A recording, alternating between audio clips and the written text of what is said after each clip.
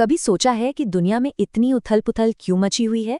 आज हम एक ऐसे विचार को समझने वाले हैं जो न सिर्फ इसका जवाब देता है बल्कि एक आने वाले स्वर्ण युग का वादा भी करता है। तो क्या ये सिर्फ एक सपना है या फिर इसमें कोई गहरी सच्चाई छिपी है? चलिए मिलकर पता लगाते हैं। तो ये स्रोत शुरू होता है शांति और समृद्धि के एक बहुत बड़े वादे से। एक ऐसा वादा जो आज की भागदौड़ भरी दुनिया में सच में बहुत मायने रखता है। आइए देखते हैं कि ये विचार हमें आखिर कहाँ ले जाता है। लेकिन इस सुनहरे भविष्य तक पहुंचने से पहले हमें आज की हकीकत को समझना होगा। ये स्रोत हमारी दुनिया को एक ग्रहण के साये में बताता है, एक ऐसा साया जिसने हर चीज को जैसे अपनी चपेट में ले लिया हो। अब जरा इस तुलना को देखिए। एक तरफ है सतयुग, जिसे कहा गया है फूलों का बगीचा और देवताओं का राज्य, और दूसरी तरफ है कलयुग, यानी कांटों का जंगल और दुख की दुनिया। ये सिर्फ दो अलग अलग समय नहीं है, बल्कि ये दो बिल्कुल ही अलग हकीकतें हैं। तो ये ग्रहण असल में है क्या? इस स्रोत के मुताबिक ये हमारे ही अंदर की अपवित्रता और अवगुणों का नतीजा है, और इसी वजह से दुनिया ने अपनी असल चमक, अपना वो दिव्य स्वभाव खो दिया है। काफी पावरफुल इमेज है ना? तो फिर सवाल ये उठता है कि आखिर ये ग्रहण लगा ही क्यों? इस सारे दुख की जड़ क्या है? ये स्रोत हमें इसका एक बहुत ही सीधा और गहरा जवाब देता है। स्रोत के अनुसार सारी की सारी समस्याओं की जड़ है देह अभिमान। ये एक बहुत गहरी बात है। इसका मतलब है ये मान लेना कि मैं सिर्फ ये शरीर हूँ, जबकि सच्चाई ये है कि मैं एक आत्मा हूँ। इसी एक गलतफहमी से सब कुछ शुरू होता है। और देखिए कि कैसे ये एक गलती कई कांटों को जन्म देती है। जब हम खुद को शरीर समझने लगते हैं तो काम, क्रोध, लोभ जैसे विकार पैदा होते हैं, और इन्हीं विकारों से बनता है रावण राज्य, यानी दुख और अशांति की दुनिया। तो ठीक है, अगर देह अभिमान ही प्रॉब्लम है तो इसका सलूशन क्या है? अच्छी बात यह है कि ये स्रोत हमें इस ग्रहण से बाहर निकलने का एक साफ और सीधा रास्ता भी दिखाता है।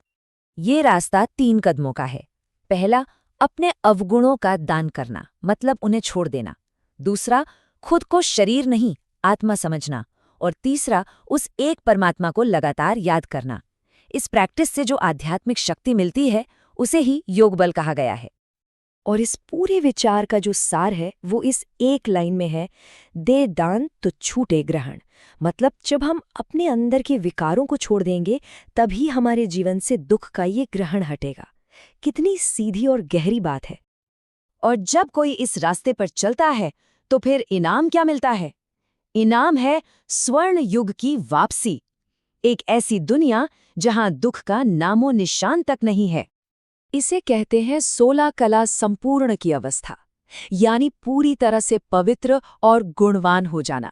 ठीक वैसे ही जैसे स्वर्ण युग के देवी देवता लक्ष्मी और नारायण को माना जाता है। ये इंसान की सबसे उत्तम, सबसे दिव्य अवस्था है। जरा सोचिए, ये सिर्फ एक बेहतर दुनिया नहीं है, बल्कि ये तो धरती पर ही स्वर्ग है।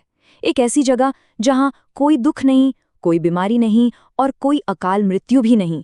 ये एक पूरी तरह से नया अस्तित्व है। तो क्या ये स्वर्ण युग बस एक बार आएगा और फिर खत्म हो जाएगा? ये सब समय के बड़े पहिए में आखिर कैसे घूमता है? इसका जवाब शाश्वत विश्व नाटक की कॉन्सेप्ट में छिपा है। मतलब ये कोई एक बार होने वाली कहानी नहीं है। ये 5000 साल का एक चक्र है जो हमेशा हमेशा खुद को दोहराता है। सतयुग, त्रेता, द्वापर और कलयुग, ये चारों युग एक के बाद एक आते जाते रहते हैं, हमेशा के लिए। इसका मतलब ये हुआ कि इतिहास और हमारी जिंदगी एक ऐसे नाटक की तरह है जो पहले से ही लिखा जा चुका है और बस बार बार खेला जाता है। हर आत्मा का अपना एक तय रोल है जिसे वो हर 5000 साल में हूबहू दोहराती है। कुछ भी नया नहीं है, सब कुछ पहले से ही तय है। और यहीं पर आकर एक बहुत ही दिलचस्प सवाल उठता है। अगर सब कुछ पहले से ही तय है, अगर ये एक बनी बनाई कहानी है, तो फिर हमारे कर्मों का, हमारे प्रयासों का क्या मतलब है? इस ब्रह्मांडीय नाटक में एक एक्टर के तौर पर हमारी असली भूमिका आखिर है क्या? ये एक ऐसा सवाल है जो हमें सोचने पर मजबूर कर देता है।